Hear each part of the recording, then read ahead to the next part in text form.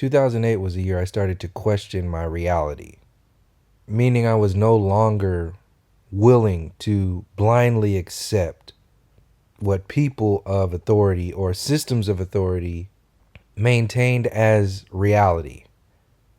This for me was very difficult because at that time I was firmly planted back in the active duty military in the Army, meaning I had already gotten out of the Army after 4 years of active duty, spent 3 years out as a civilian, and went back in. And a year later, I came across a documentary called Zeitgeist. After that, Esoteric Agenda. After that, Loose Change.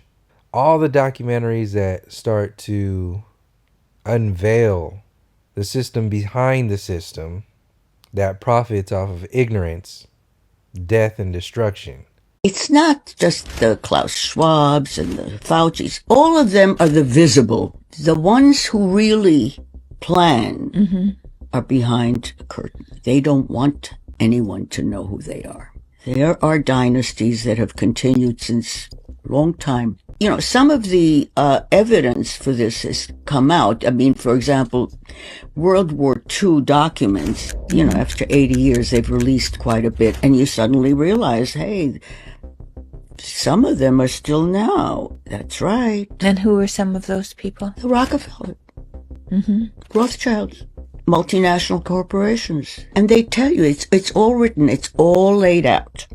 They want one world government, one world health organization that tells everybody in the universe what they may do, and they did it during COVID. I didn't know any of that existed. I didn't know that there was a world that meant to profit off of death, poverty, destruction, war. I didn't know any of that existed. I had no idea about false flags. I had no idea about people behind the scenes pulling strings. I had no idea about the puppeteers of the world. My perspective on reality was very one-dimensional. I had no reason to question my reality because I was comfortable. I graduated from high school, jumped straight into the Army, started making some money for myself, got out, went to college, started learning a little bit more, got a job, went back in, started making money again, was going to get out and go straight to school, and that's what I did. Looking back at that time frame, though, I realized that that's a robot. And what determined the difference between, say, a person that I am now and the person that I was back then, the difference between a robot and a not robot was the ability to think for yourself, and not only think for yourself, but critically think for yourself. Because when you are a robot, you're in some ways thinking for yourself on a day-to-day. Or I need to do this. I need to make a decision. Something needs to happen. A robot can do that. They can pull from a catalog of experiences and say, okay, well, last time I was in this position, I decided to do this. And when you have hundreds, thousands of mechanisms that can control that, that can pawn off the illusion of thinking for yourself.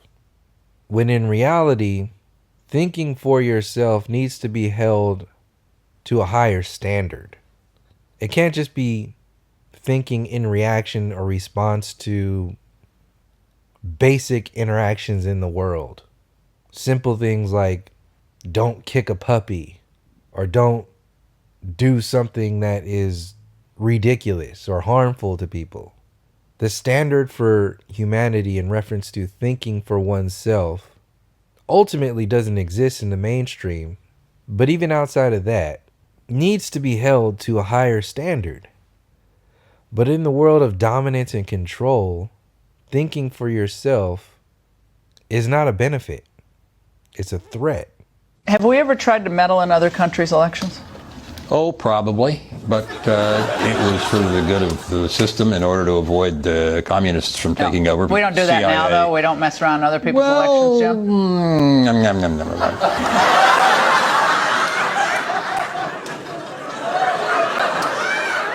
So since there's a desire within our makeup to think for ourselves, or at least have the illusion of thinking for ourselves, the people in control have said, okay, well, we need to create an illusion of somebody thinking for themselves. She asked you if we do coups, and your response was the same as you get when you're lapping up soft ice cream.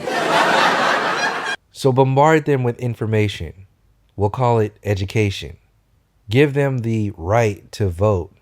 Let them think only up to a certain point. After that point, we can't have it. It's done.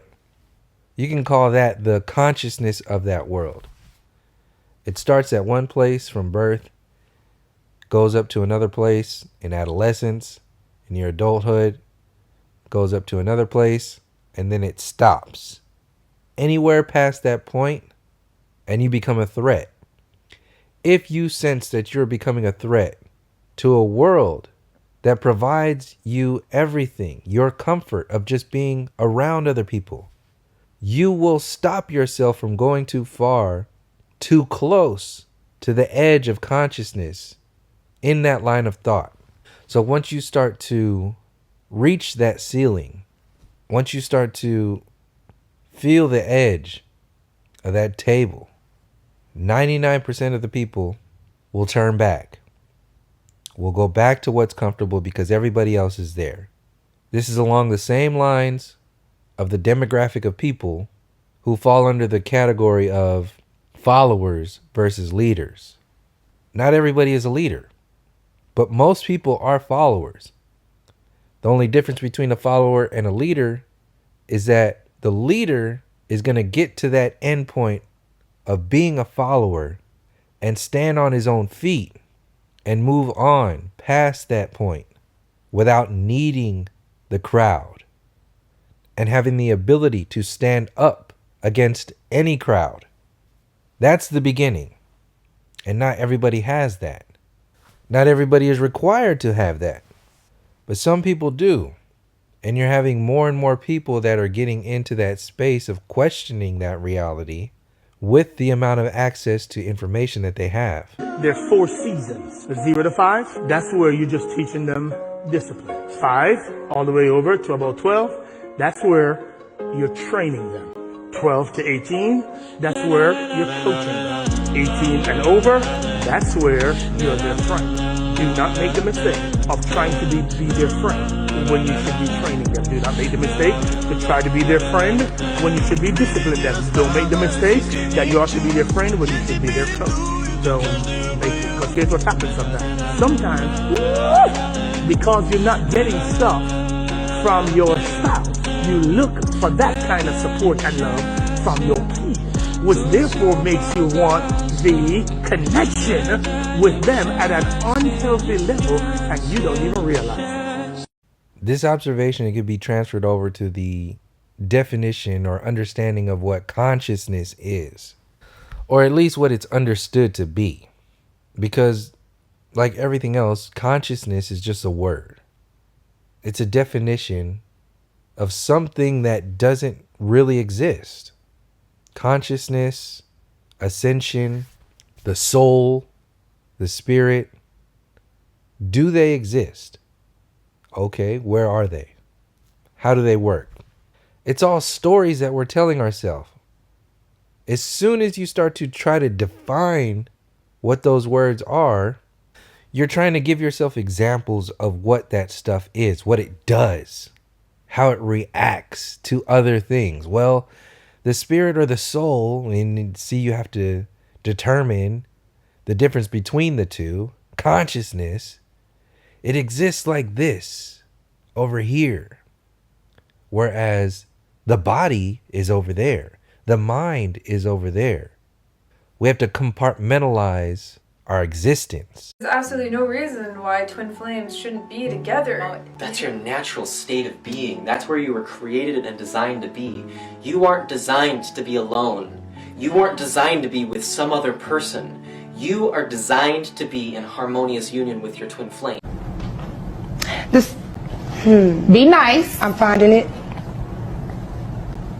It take you that long to find it? And, you know, your soul is always going to feel some kind of missing link in your life until until you arrive at a harmonious union or some sort of resolution or conclusion to your union and what it is that you desire in this lifetime for yourself.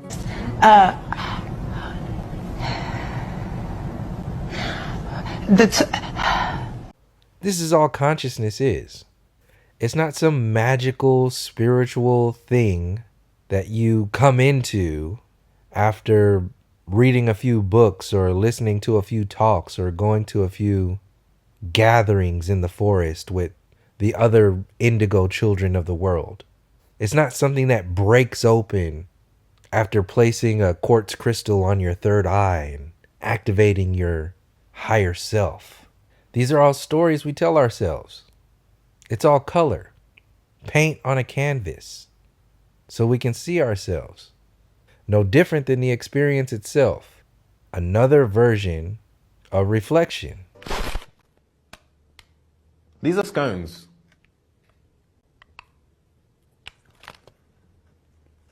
I feel like I'm not allowed to say that. American people are like, it's biscuits. And we're like, scones? The mainstream world paints a canvas to reflect to the masses of people what benefits that system, not the people. And that reflection shown back to the people is then downloaded and projected through them onto the next generations to benefit that system. William and Ida Bagley paid taxes on 60 acres they owned in 1912. We could find no record of any sale in the county courthouse except those of white men later selling parcels of the Bagleys' land to one another. The 1910 census showed the Bagleys among 1,098 black residents of the county, a tenth of the total population. By 1920, nearly every last one of them was gone. There are these long stretches where decade after decade, the black population of Forsyth County is zero. Historical photos show only white faces after 1912. So what happened that year? Thousands turned out to celebrate the public hanging of two black teenagers convicted in a single day by an all-white jury of raping and murdering a white girl named Mae Crow. The other black suspect had already been lynched right here on the Cumming Courthouse Square. The lynching of Rob Edwards involved a very large crowd gathering outside the jail, dragging him out of the jail, beating him with crowbars, dragging his body around town behind a wagon, and then eventually his corpse is hoisted to on a telegraph pole, and everyone in the crowd takes turns shooting into his body. Just across from the spot where Rob Edwards was lynched, Lady Justice faces history wearing her blindfold. The conditions of which we accept those downloads is that we are evolved. We are different than those who had come before us. How? We have technology. We have institutions like the university system. We have voting rights. We have a so-called justice system. We have doctors. We have a medical industry. We have stuff that is supposed to be better than the stuff that our ancestors had. So we have to be convinced of that stuff. We have to be convinced of that story. This is what your education systems do. This is what your westernized philosophy of the world does.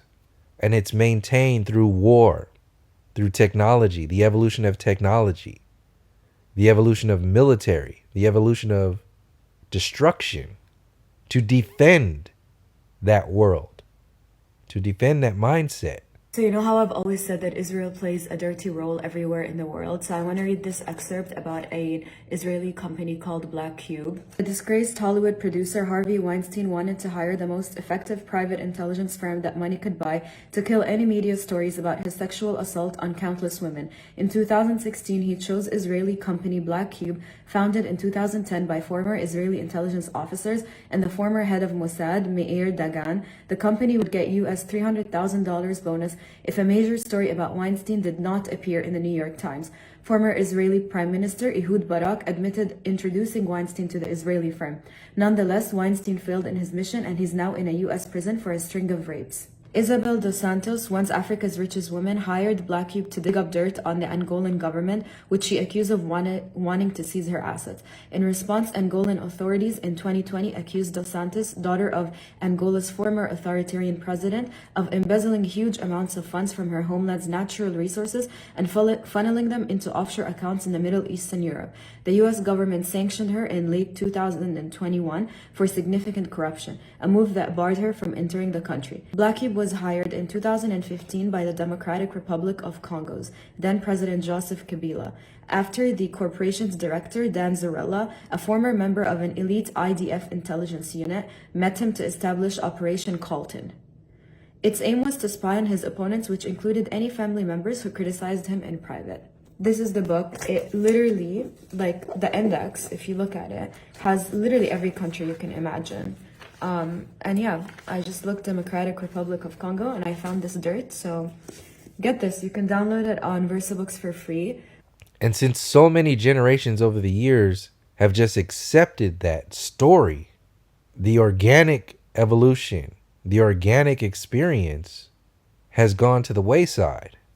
We are now running an outdated software, a never up-to-date software, a virus, malware. We're running our systems on outdated hardware.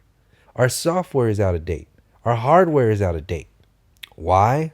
So that future versions of software and hardware can be sold to us at a profit. You may now have a job that pays you $40,000, $50,000, $60,000 a year, but your fundamental relationship to the European has not changed one whit from the fundamental relationship between our African forefathers and his European slave master. For as you work your computers, you still work to the profits of Europeans. And so the fact that we've moved into the executive offices does not mean we've moved into power. Does not mean that the fundamental power relationship between Europeans and Africans have changed one bit. As a matter of fact, the moving of blacks into the executive offices is an effort to maintain that power and to obscure that power behind a form of neocolonialism. I don't think it is an accident that the desegregation movement and the assimilationist movement in America parallel the neocolonial movement in Africa. As I often tell my classes, you as black students are now being educated to put a black face on white power and to help deceive your people into thinking because you got a job, we have moved forward as a people. We have been turned into iPhones. Our own reality is sold to us like an iPhone. Oh, we're in you had the iPhone 13, now you got the 14, the 15, the 16. It's the best one. You are living as the best iPhone human, and there is no question that the latest version is better than the last one. So your so-called consciousness, what was sold to you as who and what you are, has been manipulated to believe that not only is that the best way to experience this reality, but it's the only way. We are punked into believing, into following their rules, their beliefs, their guidelines of evolving the human experience. Who placed them in power? Who gave them that authority? The Crown is not the British royal family. The real Crown is the private corporate city of London, and it has 12 council members who serve as representatives for the 13 of the world's wealthiest banking families. The families include the Rothschild family, the Warburg family, the Oppenheimer family, and the Schiff family. The British Parliament and the British Prime Minister serve as a public front to these 13 ruling families. The city-state of London is the wealthiest square mile on the face of the earth. It houses the Bank of England, the London Stock Exchange, all British banks, branch offices of 385 foreign banks, and 70 US banks. It has its own courts, its own laws, its own flag, its own police force, and pays no taxes. They stole that power. They stole that authority. They destroyed your systems. They destroyed the existence of your systems. Destroyed your people, destroyed their history, their balances, their science. Demonized it. Not only destroyed it, but demonized it. In order for their systems to be fully downloaded into your reality every day, without question. In that stealing and manipulating of your experience, we have not only been sold patterns of thought that hold us down, we've been sold patterns of thought that supposedly raise us up. Raise our consciousness. Raise your intelligence. Enlighten your being. Ascend your reality into the higher dimensions. You know it in your heart. Twin flames are freaking awesome. You'd have to be crazy to want something less if something better was possible for you. You are worthy. No matter what you think you are, no matter what you think you've done that is wrong, you're not wrong. You're not guilty. You are perfect. You are divine. We're not just being weighed down. We're being artificially lightened up. And this is what these terms like consciousness are. Enlightenment, ascension, activating your third eye, finding your twin flame. I just watched a documentary on Amazon and Netflix about this twin flame cult that's out there. And in this cult, they claim to find, or at least help you find, your singular person to be with for the rest of your life. Your twin flame. Your other half. You can put all your heart into a romantic relationship. And if it's not your twin flame, it will fall away. Because that person is not designed to accept all your love in that way. They're not your perfect partner. So you're living your whole life as a half person. The very nature of a twin flame is codependency. You're not full until you have the other half of who you are. These were the kind of belief systems that were being downloaded into the new age consciousness, even to this day. But when I was living down there, this was the lifestyle of these people. If you watch that documentary, you'll see a mindset.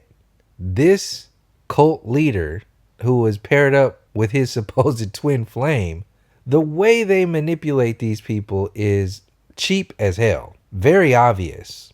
But it was so easy. And it's so easy because people are so hollowed out. They're so empty. They're salivating for something real. And in a world of artificiality, a world that lies to you, destroys, that's based upon war, death, destruction, anything that is talking about love, consciousness, enlightenment, ascension, dimensions, crystals, frequency, vibration, anything talking about that is going to be seen as heaven. Living in a hell, heaven can be sold to you with crystals, Reiki, chakra alignments. That's heaven. People are living in these communities believing that that is the way the world should be. And of course, in those communities, you're going to have people who want to make a profit. They want to take advantage of that situation for their benefit. So you have people down there and everywhere, even in their own worlds, turning love into a corporation, consciousness into a business, enlightenment into a pyramid scheme. It's a carbon copy of the mainstream mind controls. It's just in a different color. So all these groups, all these programs commercialize definitions of reality, because you can never commercialize the essence of your reality, because there's nothing to make money off of that. You can't make money off of something that's free, but you can make a business out of broken definitions. These definitions generate an entirely new person. That new person takes over that experience. And whoever created that person, in a sense, becomes God of their experience. This is how people fall into that cult-minded mentality. They are once again no longer thinking for themselves because whoever's leading them is thinking for them. No, you don't do this, you do this because your twin flame is over here. You do this. This is who you are. Are you a woman? No, you're a man. You need to be a man. This is what they were doing in these cults. Changing gender. Having people fly all over the world to be with their twin flame. All under the promise of expanding their consciousness. enlightening their being, ascending into the higher realms, bringing in these golden creation, these golden children through perfect union. It's a commercial. It's always been a commercial. But when you're coming from nothing, from no TV, from no commercials, no TV shows, no nothing, you just know everything that you've been watching and experiencing as your reality has been a lie. It's been an illusion. So you have a clean slate. Coming from that to a community of magic, beauty, love, consciousness, enlightenment, people who want to better themselves. What could be bad about that? That's what they're being sold. That's what we're being sold. A higher consciousness than the savage, indigenous, native cultures of the world. Come into the higher consciousness of Western democracy. Evolve with us.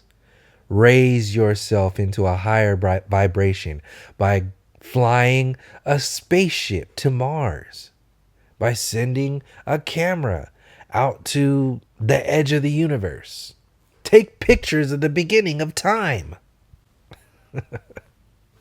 This world, this mainstream mindset, this is a cult. Said, quote, environmentalists have to grow up and stop planting trees. Trees actually contribute to carbon. And he set up $1 billion facility to destroy trees and bury the carbon that's operating right now in America. I know that sounds crazy. It's true. Oh, Biden 3 months ago approved his plan with NASA to start testing satellites in space that put out these big arrays off in deep space between the sun and the earth to block the sun's rays. I know that sounds like something Dr. Evil would try to do.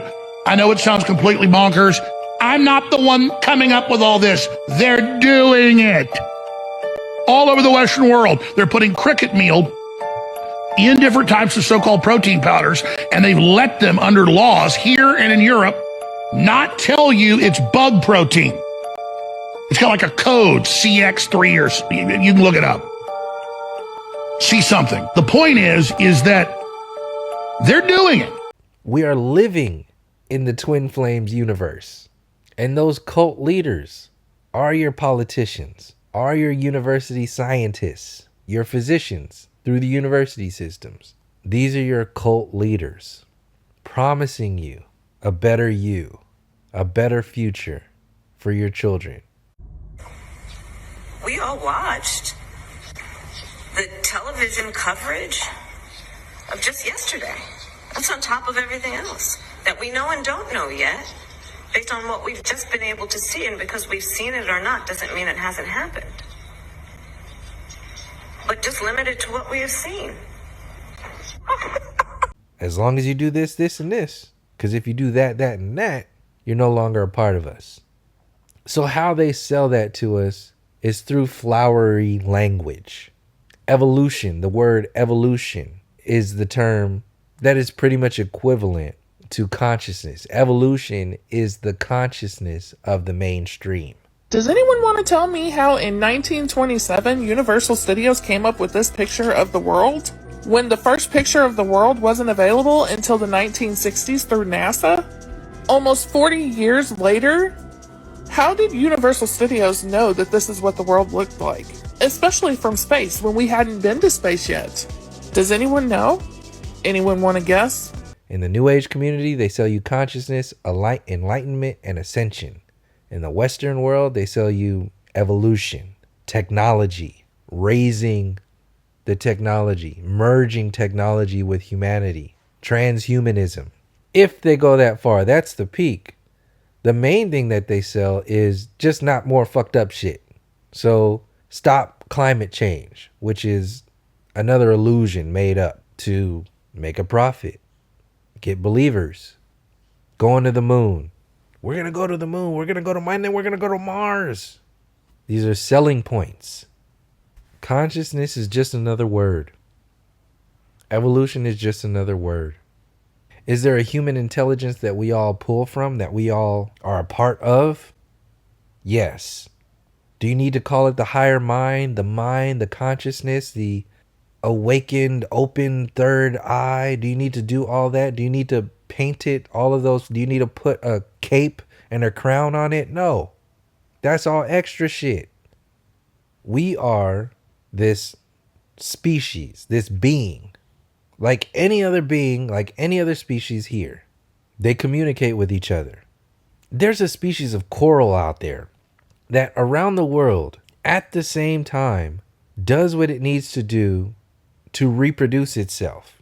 So it communicates with itself around the world in the same moment. This is a coral, a water tree communicates with itself. If that has the ability to do that, what kind of abilities do we have? Do those abilities make us better than? No. But we have to be convinced that we are better than, so that we do not connect the dots that show our compatibility with this realm. Because you can't make profit off of compatibility.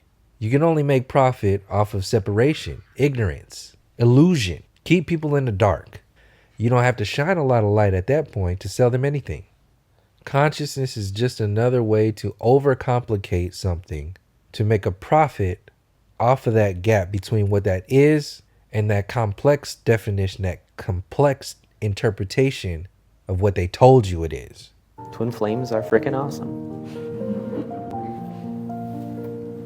And AI is helping the National Weather Service predict weather events, helping the Webb telescope manage 500,000 miles of galaxies away, billions of light years away. I found it when I turned on my phone and saw that. I thought, my God, what is this? Freaking awesome. Buying into all of these broken interpretations, extra interpretations of our reality actually keeps us away from who and what we are, our real capabilities. You buy into illusions, you cancel out your abilities. You cancel out your abilities, you have to be sold extra illusions to compensate for your dormant abilities. This is where we are in the world right now. And you have the world selling you broken abilities and enlightened abilities. Consciousness is just another word to sell you enlightened abilities. Evolution is just another word to sell you out of your broken abilities. Don't be like the old ways. Be like the new way. And once you buy into that new form of who you are, you become another person. They can sell you another world. Consciousness, enlightenment, ascension, that's just the beginning of the world they're getting ready to sell you. If they sold us this entire westernized colonial universe with the downside, with just evolution, what the hell do you think they're going to sell you with the upside of your abilities? What do you think they're going to sell you with consciousness? Because it's out there, they're seeding it, and they've already started that process. All the technology, all the quantum physics, all the CERN programs, your transhumanism programs, everything in those communities, everything in that world is adding up to something. What is that?